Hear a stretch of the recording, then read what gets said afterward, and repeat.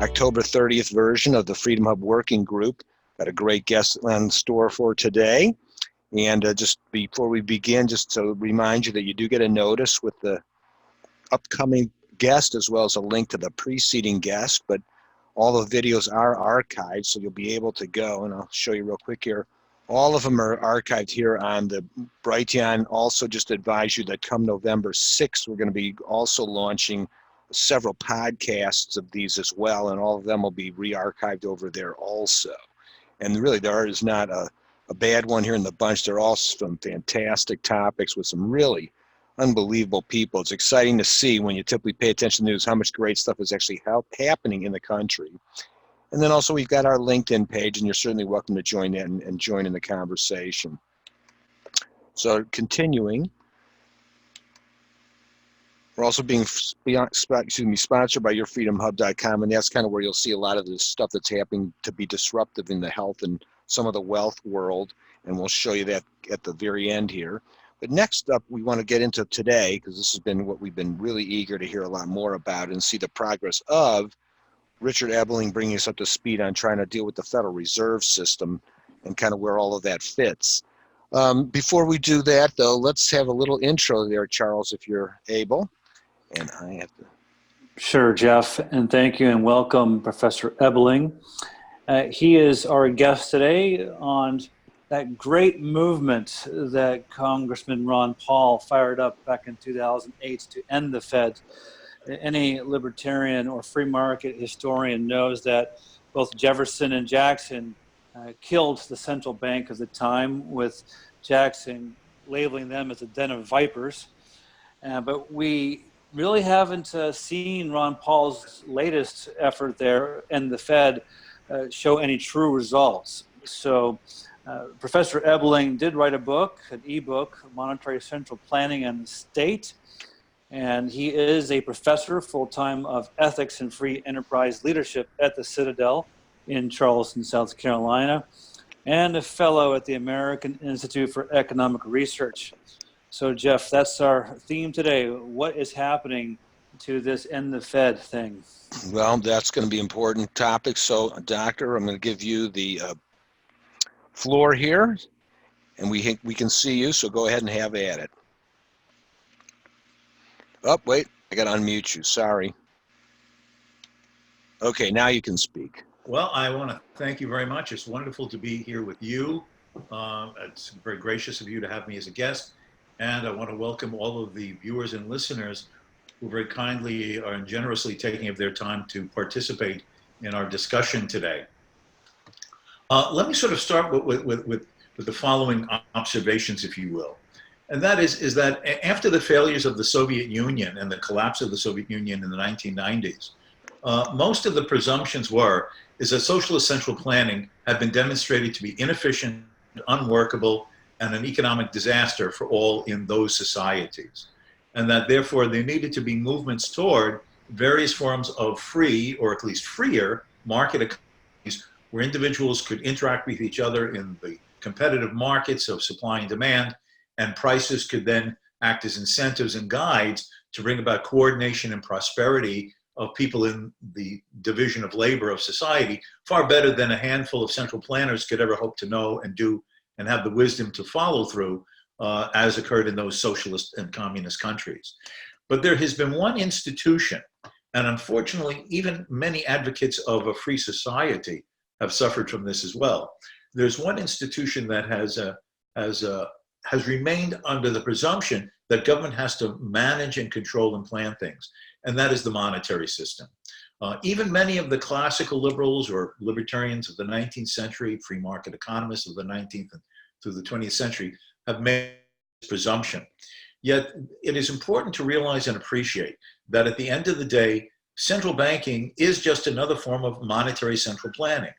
You have a board of governors of the Federal Reserve, our central bank, who have the responsibility. They're appointed by the president or nominated by the president and approved by the Senate to basically, for their terms of office, to determine what will be the quantity of money, what direction interest rates will move in. Today, just again, the Federal Reserve announced that they were lowering certain key interest rates even further towards zero.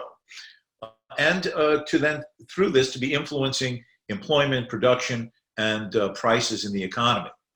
But the question that arises is, how can these handful of people sitting on the board of governors of the Federal Reserve ever have the knowledge, wisdom, and ability to know how to direct and guide the economy? And the fact is they don't. And how do we know they don't?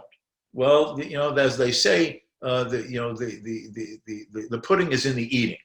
The Federal Reserve has now been around for, a little over 100 years. It was brought into existence by an act of Congress in 1913, and they opened their doors as a functioning institution to manage the banking system and the monetary system of the United States in January of 1914. And over that 100 years or so, what we have been experiencing are roller coasters of inflations and recessions. That has included, of course, the Great Depression of the 1930s, and then most recently, this financial crisis that emerged in 2008 and 2009. And in spite of the rhetoric and accusations from those on the political left, none of this has to do with, per se, a free market banking system or a free market monetary system or capitalism in general, because the banking system and the monetary system has not been an open, competitive, private sector. It is basically controlled and managed by the government. It was the Federal Reserve that mismanaged the money supply in the years leading up to 2008. If I could just use this recent case as an example that we're most familiar with. Between 2003 and 2008, the Federal Reserve increased the money supply, measured in different ways, of course, by approximately 50%. Interest rates were pushed down to practically zero. When adjusted for inflation, interest rates were in the negative range. That is, banks were, in real purchasing power terms, giving money away for free. Then, when the Fed got nervous a little bit, they allowed interest rates to start rising on their own in 2006, 2007, then in early 2008, and the house of cards started collapsing. Now, this was because this manipulation of interest rates and making the banks awash in cash resulted in the banks basically being able to lend to almost everyone. And this was reinforced by another element of the bank, and that is the mortgage industry. Fannie Mae and Freddie Mac, these two government agencies, respectively set up in the 1930s during the New Deal and then in the 1960s during Lyndon Johnson's Great Society, have had the job of putting people into houses who basically are uncreditworthy. And the banks were told, look, the Federal Reserve has lowered interest rates, you're awash with money to lend, and we, Fannie Mae and Freddie Mac, will guarantee these loans. So the person doesn't have a down payment, don't worry. A person has a bad credit history, don't worry. A person is spotty with their work history, don't worry. You make the loan to them and we guarantee it. And if you're nervous about even holding it in your portfolio until it may go bad and then we taking it from you, you extend the loan and you can immediately sell it to us and we'll give you the cash back and carry the process over again. The result is by 2008, almost 50% of all the mortgages in the United States were either held by or insured by these government agencies. It was this government irrationality and irresponsibility in the housing market with the Federal Reserve's management of interest rates and the money supply that brought about this crash. If there is any type of a claim that can be a crisis of, it's not capitalism or the market economy. It is the crisis of monetary central planning through the Federal Reserve and the crisis of government intervention in the markets. And in that particular case that we've been suffering from and recovering from slowly over the last 10 years, government regulation and intervention in the housing market. Now, that is the situation we face.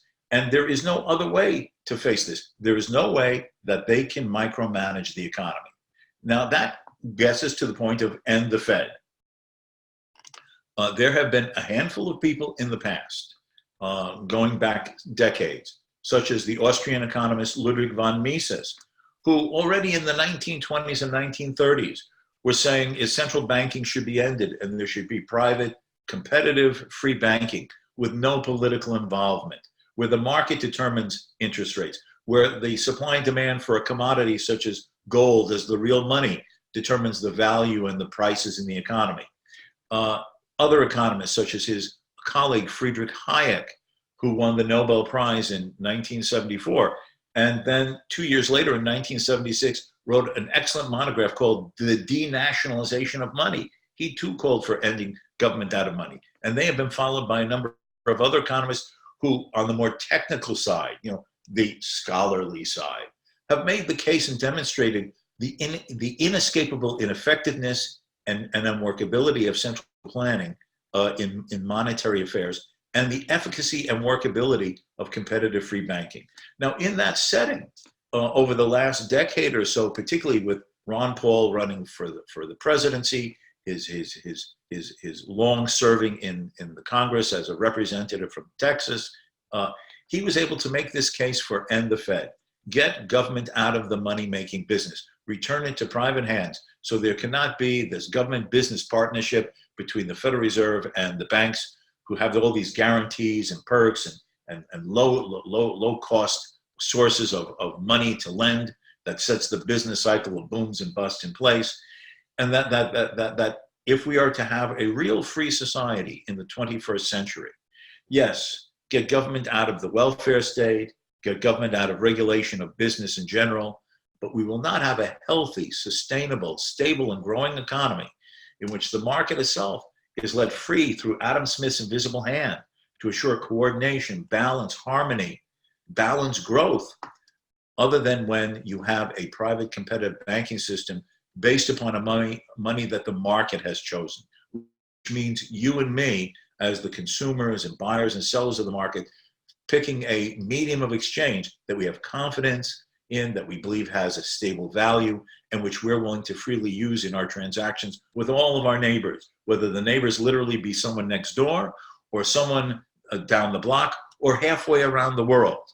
And until that's done, we are faced with a situation we will have an unending stream of booms and busts. And this latest announcement of a third cut in already low interest rates this year by the Federal Reserve is suggesting that we are facing, and any economist who claims that he has a crystal ball to give a date and a time is playing charlatan. But like causes always bring about like effects. And when the Federal Reserve distorts interest rates, mismanages money by just putting it in the hands of banks to lend at these artificial interest rates, you are setting up the conditions of unsustainable investments, misplaced workers in jobs that eventually will have to bring about a correction, which we call the recession. And at some point in the future, the house of cards will come tumbling down again. The important lesson is not to listen to those Federal Reserve authorities and others in government who will say, well, we're going to learn from our mistakes and we'll do it better next time. There is no better next time. Just as there was no better next time in any of those communist countries when they say, yeah, we've made central planning mistakes, the wrong goods, shoddy goods, goods that nobody wants, goods that the people need but are not available. We're going to get it better. There is no getting better. It's either markets or government disaster. And that applies to money as well.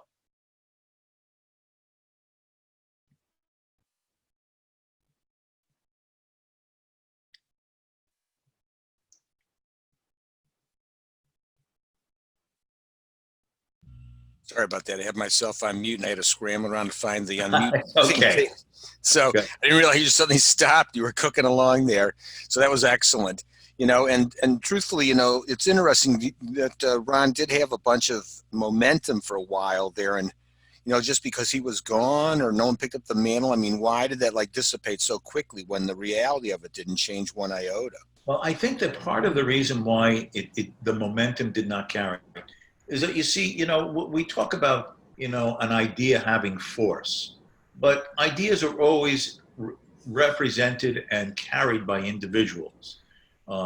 It's sort of like having a club or association. There's always someone who is an active and willing self-starter who keeps things moving and moving along and see that things are held together.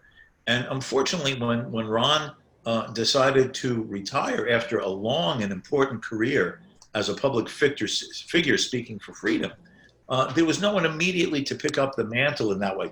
To be frank, even his son, Rand Paul, who is often sound on many issues, but he too has not chosen to sort of be at the front of things in continuing the case for radical monetary reform in the economy. So it's been sort of a momentum with nobody to be moving it along. I have to also emphasize that it also has a strong opposition. The fact is that the advocates of getting government out of the money and banking business, that is market chosen money, a private competitive banking system, has few advocates, even among free market economists. So you have the establishment, the Federal Reserve bureaucracy itself. You have the federal government who doesn't want to lose control through the Federal Reserve of the crank of a monetary printing press, which enables them to basically indirectly monetize, basically create money to cover a lot of the budget deficits that are now approaching and unendingly, according to the Congressional Budget Office, $1 trillion a year, as far as the eye can see.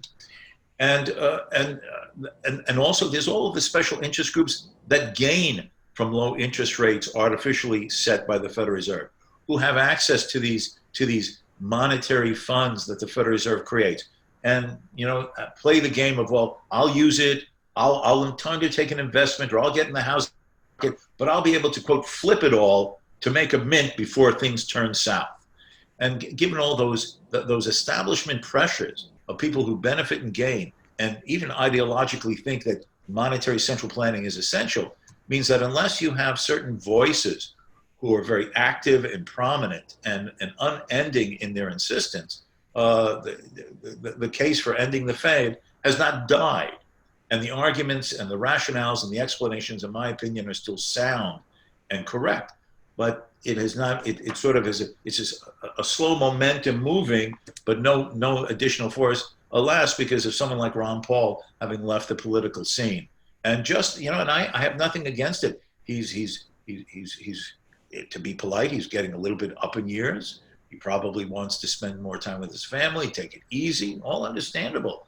But when the public figure who has been the voice for it leaves the political stage, unless someone or some people come on and are as forceful, it's difficult to keep the momentum going. I'm just speaking frankly here. Yeah, well, then that's part of the idea of this discussion. I mean, is there some way to foster such a person, or something we're not doing, as opposed to just having books out there and just talking in the background about this? That's not making much happen, obviously. I don't claim to have an answer to this. I'd be very presumptuous and arrogant. So I'm not going to say, oh, gee, and I have the answer. I don't. But clearly what we need is to have someone in the who has a profile in the political arena, who believes very strictly and in a principled way in these free market ideas in general, and who shares the logical extension of them into the issues that we've been talking about: private banking instead of the Federal Reserve, market chosen money instead of Federal Reserve imposed paper currencies. One can only hope that there will be someone on the political scene in a climate in which everything is, if you listen to those Democratic candidates for the, their party's nomination for the presidency. I mean, it's not a matter of, they don't want any free markets. And unfortunately, I understand our current president has divided many people on the Republican side, and I don't mean to offend anyone, but who may be listening and is sympathetic to the current person in the White House. The fact is that Donald Trump has shown no interest or willingness to, in any principled way, make a case for freedom in general, with his advocacy of tariffs, of his claim to want to command American businesses where they should invest and what kind of jobs they should create, has shown no interest in freedom in general, let alone these types of monetary freedoms of getting rid of the Fed. And given that the Republican establishment has no, and Democrats certainly don't, if they're going to spend all those trillions of dollars to make everything free for us for all time, they obviously need a really powerful and fast printing press to pay for it all. Sure, and therefore they're not going to give that up. Yeah. So one can only hope that some public figure, principled and understanding of integrity, can be inspired by these ideas to take the stage. Alas, and being frank again, I mean, it's better to be honest than try false impressions. Right now, there is no one of that interest or stature on the political scene, but we should be cultivating that. If you're talking to candidates who seem to be interested in freedom ideas more than these others, you should challenge them. Um, and it's a problem. If I can give one example, I'm here in the Charleston, South Carolina area. And a few months ago, I went to a GOP monthly luncheon program. And here were a bunch of candidates running for state level offices, right? The state legislature and so on, for the nomination, the GOP nominations for these different state seats, blah, blah, blah, blah, blah. It's question and answer time. And so, they're all saying, they believe in free enterprise. Government is taxing too much, all the platitudes. So then I asked the question, could each of you in turn just give one example of a current state level program that you think could be cut or abolished to get government out of people's way and to reduce that part of the state's tax burden? You could hear the crickets chirp. Silence, silence. And these are the Republican candidates. So if you can't get them even to figure out a little state program to cut, the GOP, unfortunately, is not going to be espousing any radical cutting of the Federal Reserve. I would agree with that. David, I see you've got your hand up there. Thank you, Jeff. Richard, this is David Pratt Demers with the Roast to Freedom Foundation in Omaha. Yeah. And I would ask, are we looking in the wrong direction?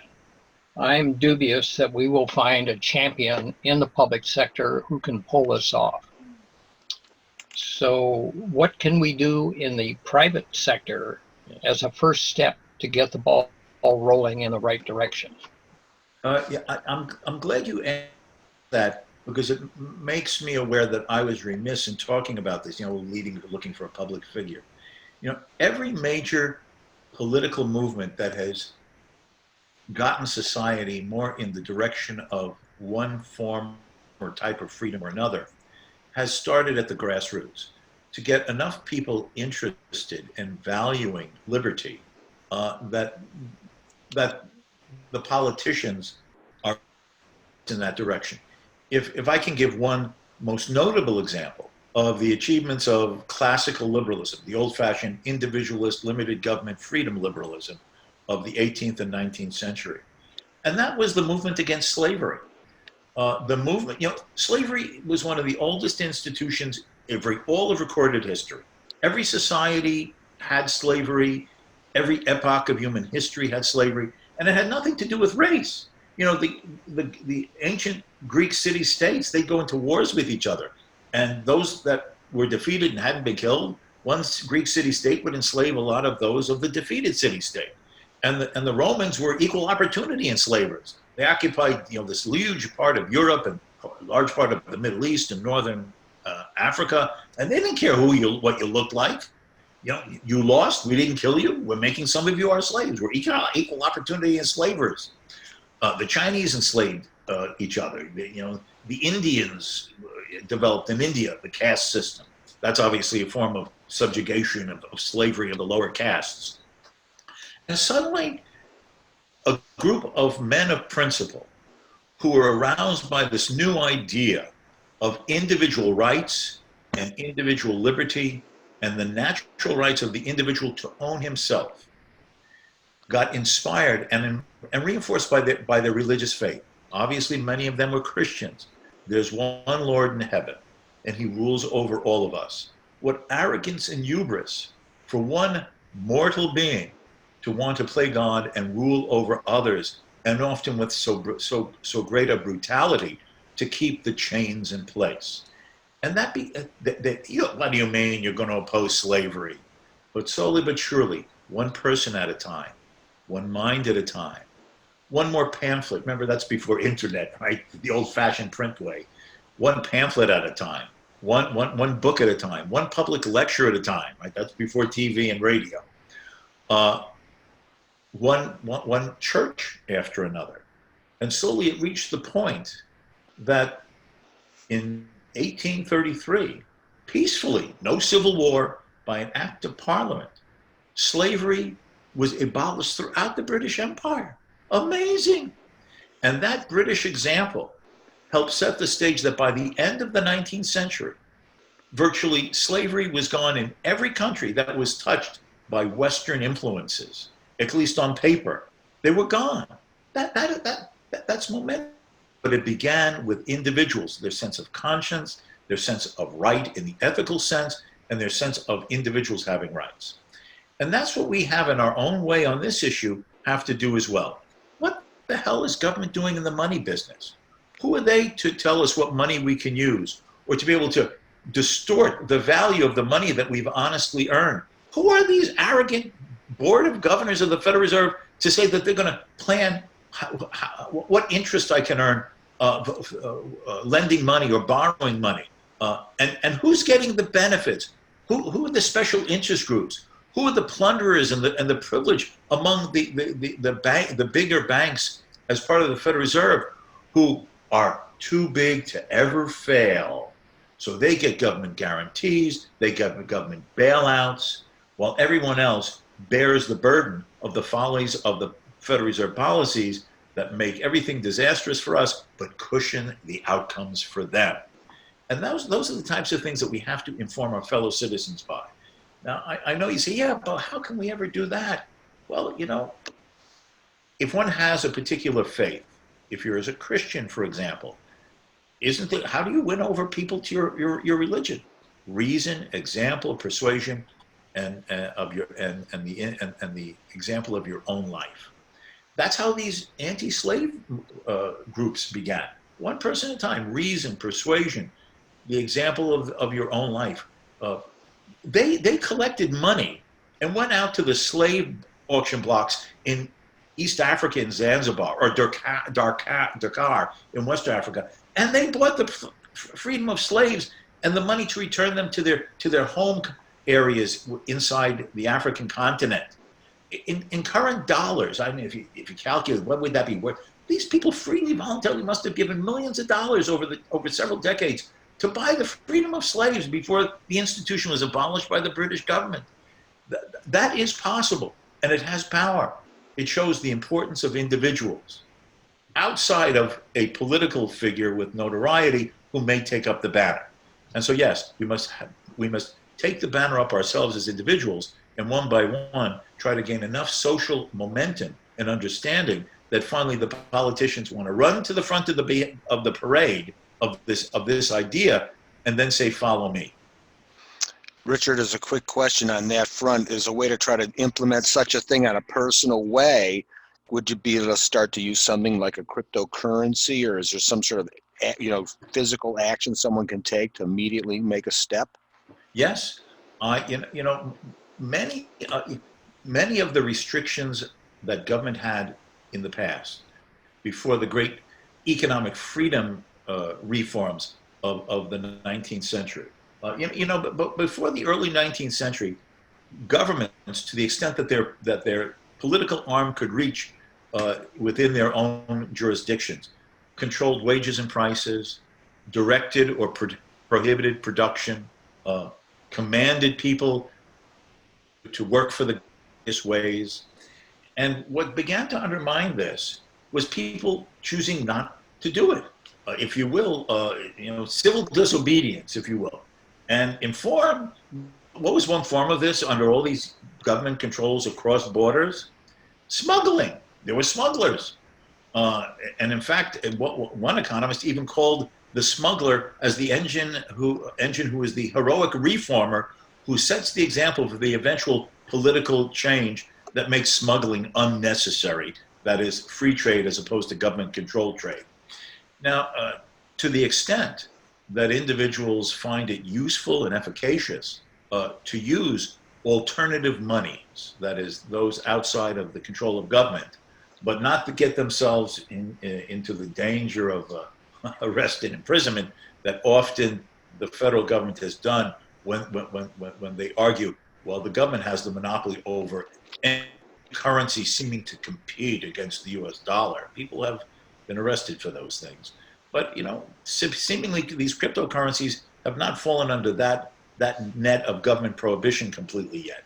And that's an important example. Now, I don't, I'm not, I'm not going to recommend or suggest any of these alternative electronic currencies because all of them still need to have to show their staying power, their growth of interest by people to use them, the stability of their value, which has often been very erratic and therefore makes them dubious as a store of value to make future planning decisions for daily exchanges as well as investments. But that is an avenue that to the extent the government has not shut it down yet, and people have those opportunities, if you will, in the cracks of the system, government control of money, to the extent that they can set the example and show the efficacy of it, that's all to the good. Charles, I see you've got your hand up. Thanks, Jeff, and great presentation, Dr. Ebeling. What do you know about the killing of our first government banks by Presidents Thomas Jefferson and Andrew Jackson? You know, what did they have society-wise to allow them to be so successful? And it makes sense of making such a huge issue with what may have been a smarter populace back then, who knows? And then secondarily, back to our recent recession, with Occupy Wall Street, we did have a bipartisan consensus, not just Ron Paul, between the progressives camping out, protesting the bailouts, and the libertarians who are, you know, what I saw, educating them on the source of the cronyism that they complain about.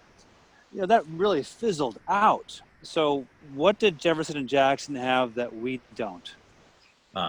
Well, first of all, both of them had strong personalities, great power of persuasion, even with the means of informing people of ideas of the time. I mean, if you wanted to talk to the voters and the citizens, you had to ride a horse or go in a wagon. So that was more arduous, if you will, to get the word out, or wait for a speech or a summary of a speech to be printed in local newspapers. But they also had this force of personality of standing for principle. Let me sort of, particularly the Andrew Jackson case in the 1830s. There had been this first Bank of the United States, this earlier one around the Jeffersonian time, and this was the Bank of the United States, was chartered, but the sort of time limited, and that term ran out and it went out of use. But then the Congress after that decided to renew it. And that was the second Bank of the United States that basically was killed by Andrew Jackson. And we didn't have another similar bank like that until the Federal Reserve, like I said, in 1913, 1914. And Jackson basically was able to make a strong case that this was an institution to serve special interest groups. The banks in what were then the metropolitan areas of the country, of Boston, especially in New York, of Philadelphia, or a Charleston, where banking and finance were concentrated in a very young country. Remember, you know, the United States may have extended to the Pacific because of the purchase of the Louisiana Purchase under Jefferson, but really America, in terms of settling, was basically east of the Mississippi at that time. And so it was the rest of the country defined that way, and these few, you know, coastal cities where financing and banking was going on. And Jackson was able to effectively argue that this basically was a cartel. It was a monopoly way of supporting and giving cheap loans and benefits to these banks at the expense of the rest of the country, particularly in the hinterland. He was forcefully attacked. Oh, you know, he's against America. How can a society operate without a central bank? We need a bank that manages the financial affairs of the new and growing United States. But he basically said this was a cesspool of corruption. And by the way, one of the things that he was able to point to is that, you know, they had like these the Bank of the United States had these like little, you know, regional district banks. And one of them was in Baltimore. And that the governor of the Baltimore Bank suddenly disappeared one day with $1 million. Now, you figure $1 million in the 1830s, that must have been like what, 30 million, $40 million in today's dollars, whatever. He just disappeared. He disappeared in Europe. He was never found. And so he was able to point to that type of like personalized corruption, not just special interest groups in general, but some guy absconds with $1 million when, people's pay at that time is like $1 or $2 to $3 a day. So he was able to forcefully argue that and arouse the support of large sections of the population. In the southern states, he came from the South, and the now being settled western states, which are basically those states from Ohio west to the Mississippi River. And it just required that type of forcefulness and argument to be able to point to the corruption, the abuse, the monopolization, the harms to the rest of the country.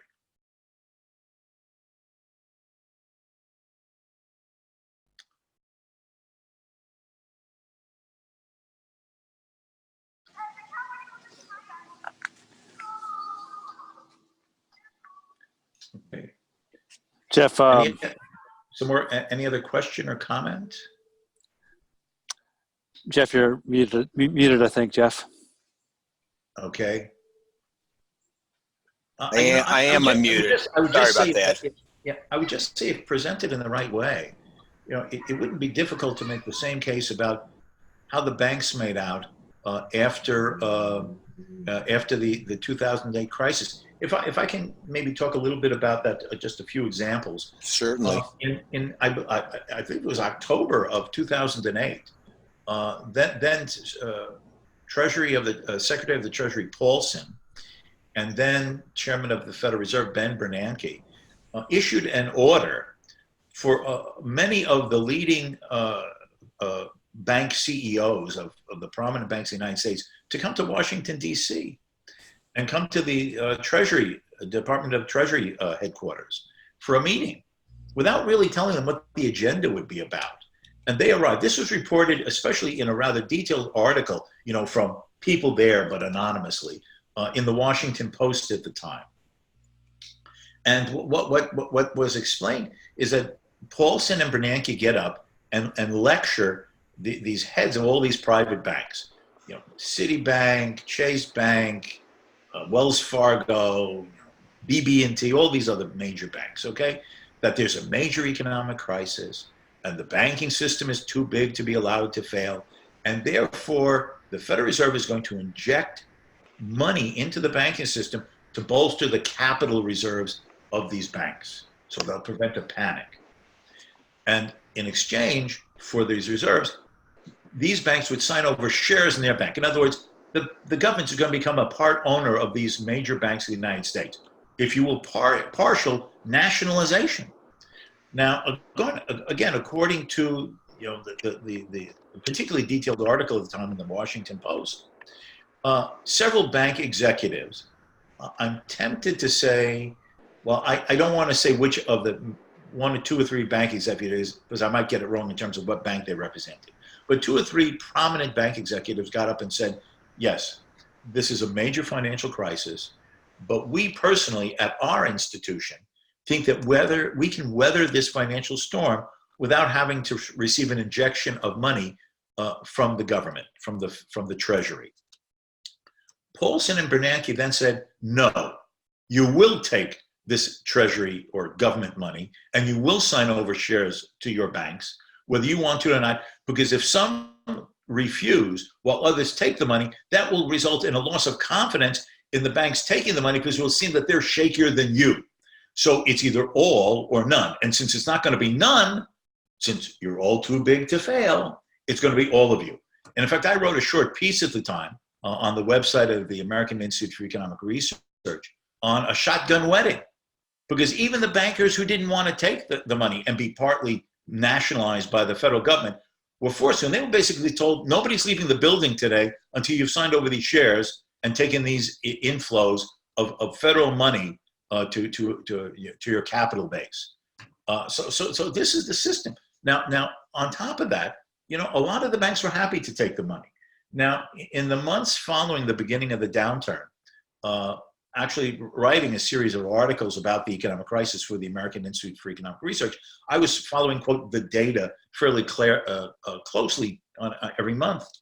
And so the Department of Labor, actually the Bureau of Labor Statistics, issues every month the employment situation. It's a report about what's unemployment in general, but then they break it down into sectors of the economy, different branches and industries in the economy. So obviously that includes the banking system. So I'm watching this month by month. Oh my gosh, the construction industry, unemployment, rising rapidly. The service industry and the entertainment and restaurant industry, unemployment rising rapidly because people are afraid of losing their job, or people are starting to lose their job. So they're going to the movies less, they're eating out less. So you see unemployment rising, in different patterns, in different parts of the economy, just through these government statistics. There are two sectors in which unemployment never goes up. In fact, unemployment goes down. First, in the banking industry, there's no unemployment, whether it be the CEO or the bank teller at your local branch. There's virtually no loss of employment in the banking sector. And what's the sector who then months and as the years go by sees a growth of employment, even as unemployment is reaching, by the way the government measures it, by almost 10% for a period of time? The growth in employment is in the federal government in Washington, D.C. And again, with the housing industry, obviously to different degrees, but all these different regions of the country, they're seeing the floor collapse in the housing markets, right? Taking a bath on their homes. What's the one region of the country in which housing prices not only don't go down, but continue to go up, again, following all the data? The greater Washington, D.C. area, because nobody's losing their job. We're hiring more workers. Government has more authority, so people are earning more, and therefore homes can sell for more, whether new or those who are being resold. And that's just reality. The banking industry ended up being a privileged sector while everyone has the pain. Not because banking is bad, not because the financial process of, putting your money in a bank and lending it to someone at interest is bad. That's part of the division of labor of buyers and sellers and middlemen. It's the fact that the banking and financial sectors are hand in glove too much with the government through the regulatory structures of which the Federal Reserve is the center. And then, of course, employment in general as a federal employee from Washington and every other place in the U.S. All right. Jeff, I have a question. Go for it. Richard, could we paint a picture of a market without a Federal Reserve, without a central bank, how much more stable, sustainable, and smooth it would be in a long-term growth kind of way? And does the independent American system we had post-Jackson in the 1840s and 50s enlighten that vision? Okay, let me start with the last part first and then get into how the system, in a nutshell, work. The problem was in the 1830s, particularly the 1840s and 50s, it's often called by economic historians of American history the wildcat banking period. There was private banking. Banks were issuing their own currencies. I've sometimes gone into antique shops, particularly when I was living in Michigan before I moved to South Carolina, and you'd see that you could buy, left over from that period, banknotes by, the first bank of, some little place, and Joe's Bank, Hamilton Bank, and stuff, whatever. So there were these private currencies. But this episode is often pointed to as, well, you see, it doesn't work. You'd have bank failures, you'd have financial instability, people would lose their savings, banks would close, bank presidents would abscond with funds. And the fact is, a good part of that did occur. But why? Because these really weren't private competitive banking systems. These private banks were chartered by the state governments, and they were given privileges and perks that enabled them to stop paying gold, because gold was the money primarily, to stop having to pay gold for their own private banknotes that they put in circulation in exchange for the gold left with them on deposit. They therefore, they would be able to declare that some loans would have to be paid back before due, and the money would suddenly disappear within the banks. So it was a corrupted system. It wasn't really a free banking system. Again, sort of at the state level, the type of problems that I alluded to a few minutes ago with the banking system under the Federal Reserve. So it really is not an historical example of this.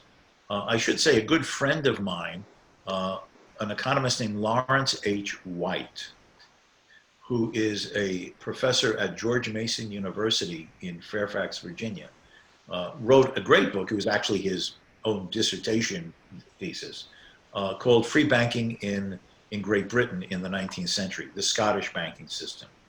Another colleague of his who is affiliated with the Cato Institute in Washington, D.C., George Selgin, has written widely on episodes of successful free banking in the United States and other parts of the world. I highly recommend any really interested person to go on the internet and get the information about any of their banks or many very readable and approachable articles on these themes. But to put it in a nutshell, and I in fact in my book, which you kindly showed on the screen, Monetary Central Planning in the State, the second half of the book is on free banking versus central bank. I try to show the political and inescapable economic shortcomings, contradictions, and unworkability of central banking, both theoretically and these historical examples that I have alluded to, and also to explain how free banking would do better. First of all, it would be the market that would choose money, the way it used to be. Now, again, will people again in a truly free banking system choose gold and silver as money again, if that was, the way the profitability and effectiveness of using seemed to be? I don't have the answer to that.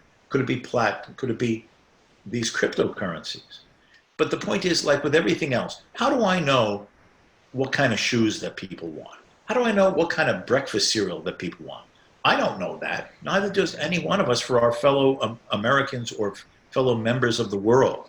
We leave that to the market for consumers to show what they're interested in buying, the variety, styles, the characteristics, the prices they're willing to pay, and to set in motion the profit incentives for people to say, look, people want those kind of shoes. They want to eat that kind of food. Oh, those are the movies they want to watch. Oh, that's the type of restaurants they want to go to. Oh, that's the type of computers that they want or phones that they want. And the market on the supply side, the entrepreneurs, the enterprises, perceiving possible profit opportunities, then direct production to meet the demands of the consuming public. That's the beauty of the market economy. So in a free banking system, what kind of medium of exchange, monies, will people want to use for different purposes, both in a community, in the wider circles, for these kind of purchases versus those kind of purchases? In the past, when you did have commodity monies, some transactions were used with gold, others with silver. That would be too. But we don't know that until the market is let free. Because to say letting the market decide means just all of us as individuals expressing our values, our preferences, our wants and demands in the marketplace. And then on the supply side, banks would find it profitable as the way of earning revenue to open their doors and to accept deposits, the way banks in general, of course, do now. But the difference would not be the Federal Reserve notes. That would be the monopoly currency that banks have to accept. Banks have to give in exchange for any type of deposit of something, which is basically just on the Federal Reserve notes. They would issue their own currencies, the way banks used to. And there would be the legal obligation to pay on demand during normal banking hours. I deposit an ounce of gold, and if an ounce of gold was worth, I'm just using the example of before the 1930s, when Franklin Roosevelt took us off domestically the gold standard, an ounce of gold was worth approximately legally $5. I take an ounce of gold to deposit in my bank, that bank issues me $5 worth of their currency. It's an IOU, a warehouse receipt, a claim, a promise to pay. If I want the gold instead, I return the notes and I make the withdrawal. And the banks therefore have less gold, and they take their notes out of circulation. And in exchanges, I use my bank's notes to make a purchase from Joe. Joe made bank with another bank, and he deposits my bank's notes with his bank. So the Smith Bank notes get deposited in the Jones Bank notes. Now the Jones Bank says, look here, we have some of Smith's bank notes. And they go through a process that's known as the clearing mechanism. It goes back to the Dutch centuries. A clearing mechanism where banks get together and say, I have some of your banknotes, you have some of mine, make good on it, which of course means pay the gold and silver that the notes are supposed to reflect, and they settle their accounts with each other. Now, the banks have to be careful in this situation. Any bank that issues far more notes to make loans, for example, than other banks are doing at the same time, are going to find that another bank has more bank claims on their gold than they have on that other bank's gold. And therefore, through the net clearings, they're going to have a net outflow of gold. Their reserves are shrinking. Their depositors are going to get concerned. Oh, has the bank extended too many loans? There's net gold losses, withdrawals, as they're paying other banks for, who have turned in their notes with them. Are my deposits going to be safe? So through this check and the balance, the banks basically will have the self-interest to not overextend, not get over their head with making loans that are going to result in them not being able to meet their gold obligations to both other banks redeeming those notes or depositors wanting to make withdrawals. So again, the checks and the balance of the market would determine how these banks work. I appreciate that for the listener or viewer, this is just a little thumbnail. For what it's ever it's worth, I try to explain it in far more clear and logical and readable detail in the latter chapters of my book. And anything by my two colleagues, Lawrence White or George Selgin, who really developed this entire field at the scholarly level. All the details are there. Then at the same time, well, what limits the gold money? Well, the profitability of mining gold. See, today it costs nothing for government to print paper money. What do I mean by that? Well, even in the old days, when literally it was all paper currencies, you have a printing press, you have the paper that you use for the banknotes, you have a bunch of ink, and you have the engraving machine on the press, and you just print them out. And what's the cost of printing money? The paper and the ink, basically. Now, today it's even less, because literally the Federal Reserve increases the money supply. Certainly they do issue Federal Reserve notes. We do carry cash money in our pocket, but that's a fraction of all of the money supply in the economy. Most of it is computer money on deposit that we pay with our credit card, our debit card, and so on. Direct deposit with our salaries from our employer. So it's all computer money. So when the Federal Reserve creates new money, it literally doesn't even need paper and ink. It's just the click of the mouse on a computer screen at the New York Federal Reserve, which is the branch that has responsibility to undertake the buying of government securities with which they then create money. So this is basically the dilemma. There's no cost, there's no limit. In a market, if let's say, as historically was the case, gold was selected as money, well, is it worth money? Well, look, this is what gold is worth. Wow, I can buy a lot of things in the marketplace if I have gold. So what I'm going to do is I'm going to find it maybe profitable, some people in the society, to go prospect for gold out somewhere, like in California or Australia or Alaska, in the Yukon, as it was in the past. And they have to incur labor costs, time costs, resource costs, the mining of the gold, the transporting of the gold, the refining of the gold, some of the gold going into industrial uses and ornamental purposes, and then some of it going into monetary purposes, the coins, the bar, bullion. And as more gold money comes on the market, right, it's supply and demand. To the extent that the supply increases, other things held given the demand that people have for gold for monetary or non-monetary uses, the price falls, right? The value of money falls. And therefore, it increasingly becomes less profitable to incur all of those costs of prospecting and mining and transporting and refining and minting and so on. So there's a natural check and balance in how much new money, when it's a commodity money, is going to come on the market. The same way supply and demand determines, well, how many boxes of breakfast cereal are going to be put on the market? How many pairs of shoes are going to be put on the market, as opposed to using the resources for something else that consumers are willing to pay more for? So the market itself would act as a check and a balance on that. And again, I apologize to the viewers and listeners if this seems like, yeah, what? That's kind of makes sense. But if if you will do me the honor of maybe looking at my explanation of this in my book, I would hope that the way I've expressed it will also make it clearer, more obvious, and more persuasive that maybe you too will see the case for how a free banking system could work, and we don't need to have these roller coasters and booms and busts and the corruption of interest group politics that we have with central banking today through the Federal Reserve. Fantastic. Excuse me. What a great place to close, because we've run out of time, unfortunately, today. But we really appreciate that. That was quite educational, and obviously just the beginning point for a lot of people, because they definitely need to start digging into it. But what a difference the world would be for sure if we had a change. Charles, before we let everyone go today, who have we got coming up next week that we want to talk about? In the coming weeks, I should say.